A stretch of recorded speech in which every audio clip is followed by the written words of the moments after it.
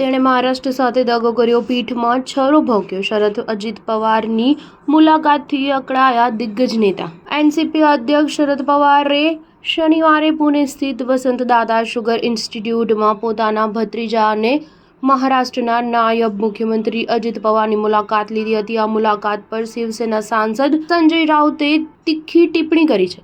રાઉતે કહ્યું કે શિવસેનાના નેતા પાર્ટી છોડીને જાય છે તેવા લોકો સાથે કોઈ સંપર્ક નથી રાખતા. તેમણે આરોપ લગાવ્યો કે અજીત પવાર અને તેમના જૂથે મહારાષ્ટ્રને દગો આપ્યો છે. શિવસેના એનસીપી અને કોંગ્રેસ સાથે મહાવિકાસ આઘાડી ગઠબંધનનો ભાગ છે.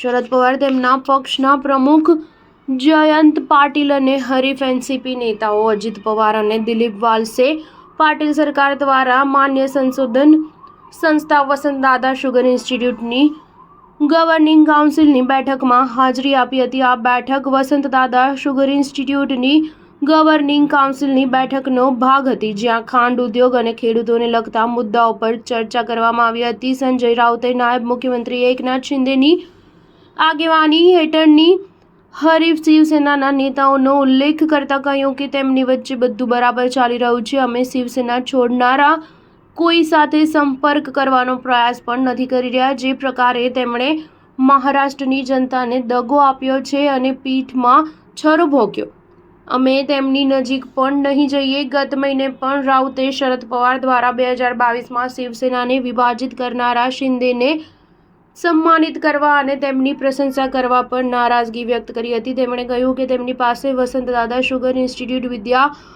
પ્રતિષ્ઠાન, રાયત શૈક્ષણિક સંસ્થા જેવી સંસ્થાઓ છે. અમારી પાસે એવું કંઈ નથી. અમે આવી બેઠકો નથી કરતા અને આવી બેઠકની સંભાવના હોય તો અમે તેનાથી બચીએ છીએ. અમે રાજકીય સંવાદ કરવામાં વિશ્વાસ નથી કરતા. અમે અમારી પાર્ટી તોડનારા સામે લડતા રહીશું અને તેમને પાઠ ભણાવીશું. સ્ટાર ન્યૂઝ 7 હંમેશા સચ્ચાઈની સાથે.